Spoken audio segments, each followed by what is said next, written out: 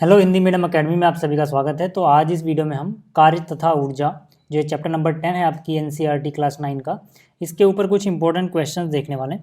तो चलिए शुरुआत करते हैं क्वेश्चन नंबर 1 से। तो जो पहला प्रश्न है इसमें पूछा गया है, हम कब कहते हैं कि कार्य किया गया है, मतलब साइंस के हिसाब से कार्य का क्या मतलब है, ये यहाँ पर हमें समझाना है। ठीक है, तो आपको याद रखना है साइंस के हिसाब से हम तब बोलेंगे कोई कार्य हुआ है जब किसी वस्तु पर बल लगाया जाए और वो बल की दिशा में विस्थापित हो जाए। अब यहाँ बल की दिशा कहने का मतलब है कि कभी कभी वर्क नेगेटिव भी होता है, यानी कि बल के विपरीत दिशा में भी विस्थापन होता है। ठीक है, वो भी आप याद रखना। ठीक है, पर यहाँ कहने का मतलब है कि उसी बल के कारण विस्थापन होना चाहिए। ठीक है, तो आपको याद रखना है जब किसी वस्तु पर बल लगाया जाए वह बल की दिशा में विस्थापित हो तो हम कहते हैं कि कार्य किया गया है। कार्य का जो फॉर्मूला है वो है कार्य बराबर बल गुणा में विस्थापन। ठीक है, कार्य जो है ये जूल में नापा जाता है, ये भी आप याद रखना। ठीक है, न्यूटन मीटर या फिर जूल में। ठीक है, अगला जो प्रश्न है वहाँ से आपको अच्छे से क्लियर हो जाएगा। देखो जो प्रश्न संख्या 2 है इसमें बोला गया है एक जूल कार्य को परिभाषित करो। तो मैंने क्या बोला, कार्य होता है बल गुणा में विस्थापन। ठीक है, बल अगर न्यूटन में है और विस्थापन अगर मीटर में है, ठीक है, यानी ये क्या हो गया न्यूटन मीटर। ठीक है, तो एक न्यूटन मीटर को ही हम एक जूल कार्य बोलते हैं। तो आपको याद रखना है कि एक जूल कार्य का मतलब है कि किसी वस्तु पर अगर 1 न्यूटन का बल लगे और वस्तु बल की दिशा में 1 मीटर विस्थापित हो जाए तो हम कहेंगे कि वहाँ पे 1 जूल का कार्य हुआ है। ठीक, जो प्रश्न संख्या 3 है, ठीक है, ये एक न्यूमेरिकल है। इस तरह के क्वेश्चन भी आते हैं जो हमने भी ये पीछे फॉर्मूला देखा। ठीक है, कार्य बराबर बल गुणा विस्थापन, इसी पे बेस्ड है ये क्वेश्चन। इसमें पूछा गया किसी वस्तु पर अगर 7 न्यूटन का बल लगता है, मान लीजिए बल की दिशा में विस्थापन होता है 8 मीटर। ठीक है, और ये भी मानना है कि विस्थापन के समय लगातार वस्तु पर बल लगता रहता है, तो इस स्थिति में कार्य निकालना है। देखो बल की दिशा में जो कार्य होता है वो क्या होता है, बल गुणा में विस्थापन। अब यहाँ पे आप देखोगे न्यूटन में बल को नापते हैं, यानी कि ये बल है 7 न्यूटन, तो बल की जगह 7 आ गया। विस्थापन यहाँ पे ऐसा यूनिट है मीटर, तो मीटर कितना 8 मीटर है, तो 7 गुणा 8। ठीक है, ये न्यूटन ये मीटर यानी न्यूटन मीटर। न्यूटन मीटर को ही जूल बोलते हैं, तो यानी कि 7 गुणा 8 56 न्यूटन मीटर या फिर 56 जूल कार्य हो जाएगा यहाँ पे। ठीक है, आगे बात करते हैं अगला क्वेश्चन। अगला जो क्वेश्चन है इसमें बोला गया है एक कुली 15 किलोग्राम का बोझ धरती से 1.5 मीटर ऊपर उठाकर अपने सिर पर रखता है। मतलब सामान पहले नीचे था, अब उसने उठा के अपने सर पे रखा और ये जो हाइट है ये 1.5 मीटर है। ठीक है, तो पहली बात h फॉर हाइट यानी ऊंचाई कितनी 1.5 मीटर। ठीक है, द्रव्यमान कितना है वस्तु का 15 किलोग्राम। ठीक है, अब देखो यहाँ पर, ठीक है, कार्य निकालना है और हमने कार्य का फॉर्मूला पढ़ा हुआ है बल गुणा विस्थापन। अगर आप क्वेश्चन देखोगे तो डायरेक्ट कहीं बल तो नज़र नहीं आ रहा, डायरेक्ट नज़र नहीं आ रहा प्रत्यक्ष रूप से, लेकिन यहाँ पे बल है। देखो 15 किलोग्राम की चीज़ अगर कोई यहाँ से उठाएगा तो ग्रेविटी के अगेंस्ट बल कार्य करेगा ना वो, क्योंकि ग्रेविटी तो उसको नीचे खींचना चाहेगी। ठीक है, और वो ऊपर की ओर बल लगा रहा है तभी तो विस्थापित हो रहा है। ठीक है ना, तो यहाँ पे हो क्या रहा है कि जो वस्तु का वजन है, जितना वस्तु का वजन होगा उतना ही बल से वो उसे ऊपर उठाएगा ना। ठीक है, तो यानी कि जो यहाँ पे बल है वो वस्तु का वजन है, और वजन हमने पिछले चैप्टर में पढ़ा था m गुणा जी होता है, mg।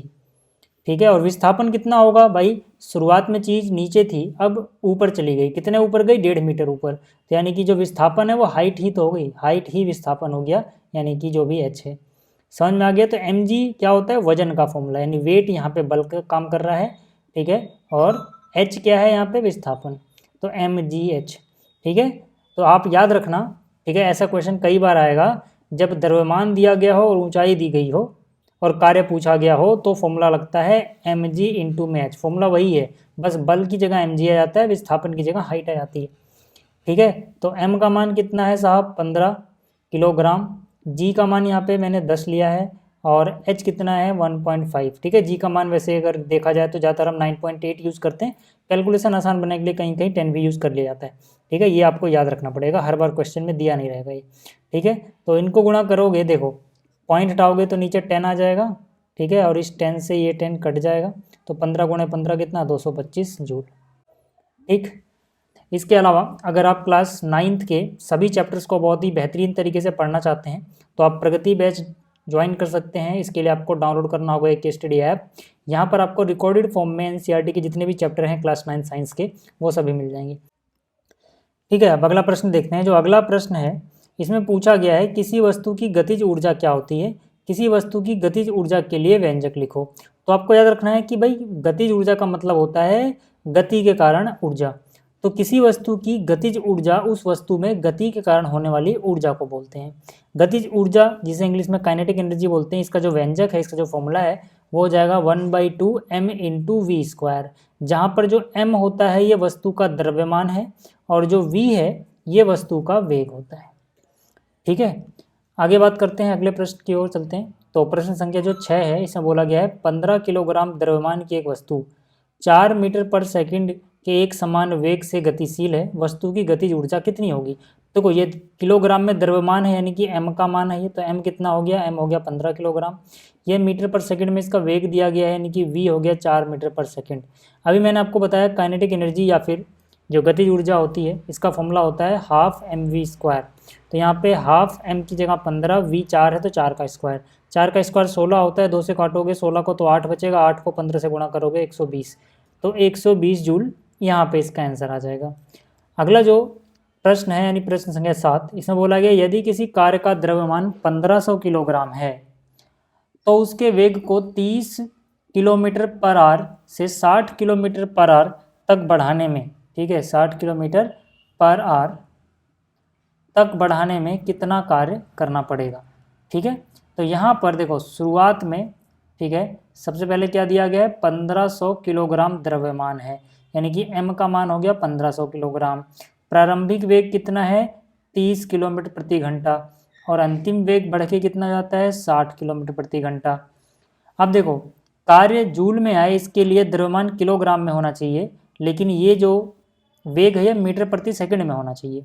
तो पहले इसको मीटर प्रति सेकंड में बदलना पड़ेगा आपको। ठीक है, तो ये 30 है, 1 किलोमीटर में 1000 मीटर होते हैं और 1 घंटे में 3600 सेकंड, यानी 60 से गुणा किया तो 60 मिनट और उसको 60 से गुणा किया तो 60 मिनट वो सेकंड में बदल गए यानी कि 3600 सेकंड। ठीक है, तो यहाँ से करोगे तो 30 एकम 30, 30 से 60 को काट दोगे 2 हो जाएगा। ठीक है, 1 0 से 1 0 काट देना। ठीक है, 2 से 100 को काटोगे 50 बचेगा, 50/6 को आप लिख पाओगे 25/3। ठीक है, तो ये 25/3 आ गया। अब देखो यार अगर 30 किलोमीटर प्रति आवर 25/3 होता है तो 30 का डबल 60 कितना हो जाएगा 25 का डबल यानी 50/3।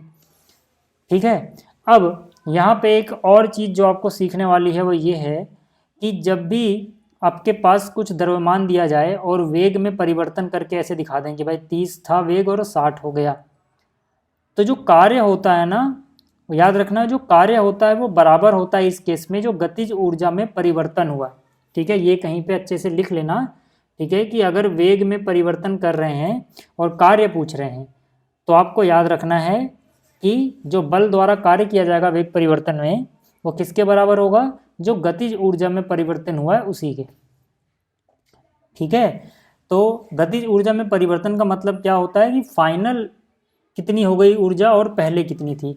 ठीक है, तो देखो ऊर्जा जो गतिज वाली है इसका फॉर्मूला क्या है 1/2 m गुणा में v का स्क्वायर यानी वेग का स्क्वायर। तो अगर यहाँ पे आप फाइनल वेग रखोगे यानी कि v, तो यहाँ पर ये फाइनल काइनेटिक एनर्जी यानी कि जो बाद में गतिज ऊर्जा हुई वो आएगा। और अगर आप v की जगह u रख दोगे यानी प्रारंभिक वेग रख दोगे तो प्रारंभिक काइनेटिक एनर्जी आ जाएगी। ठीक है, अंतिम में से प्रारंभिक घटा दो, जितना चेंज हुआ है वो आ जाएगा। जैसे मान लो अगर आपके पास जो ऊर्जा थी मान लो वो 100 जूल थी, बढ़ के वो 300 हो गई, तो 300 में से 100 घटाओगे 200 जूल जो बची उतना ही तो चेंज आया ना। ठीक है, तो ये अंतिम ऊर्जा कितनी हो गई और शुरुआत में ऊर्जा कितनी थी वो फॉर्मूला लिखा हुआ है बस 1/2 mv², 1/2 mu²। ठीक है, तो यहाँ से अगर 1/2 दोनों के पास है तो कॉमन ले सकते हो। ठीक है, m यहाँ पर भी है, m यहाँ पर भी है, कॉमन ले सकते हो। अंदर यहाँ पे बच जाएगा v² और यहाँ बच जाएगा u² यानी v² - u²। इनकी वैल्यू रख दो यार, 1/2 की जगह 1/2 है। द्रव्यमान कितना दिया हुआ है 1500 किलो दिया गया है। v की वैल्यू कितनी आई है 50/3 आई है तो 50/3 का स्क्वायर। u की वैल्यू कितनी है 25/3 तो 25/3 का स्क्वायर। ठीक है, अब इसके बाद देखो इस 2 से 1500 को काटोगे कितना बचेगा 750। ठीक है, 50/3 का वर्ग कितना होगा 50 का वर्ग 2500, 3 का वर्ग 9, 25 का वर्ग 625 डिवाइड बाई 3 का वर्ग 9। तो दोनों के नीचे तो सेम है 9 9 तो एलसीएम 9 ही हो जाएगा, है ना। 2500 में से 625 घटा दो कितना बचेगा 1875। और यहाँ पे 3 से काट दोगे तो 3 3 9, 3 से इसको काटोगे तो 250। ठीक है। तो 250 बटे में 3 आ गया, फिर 3 से 1875 को काटोगे 625 आएगा। 625 को 250 से गुणा करना है, एक जीरो है तो यहाँ लगा दो।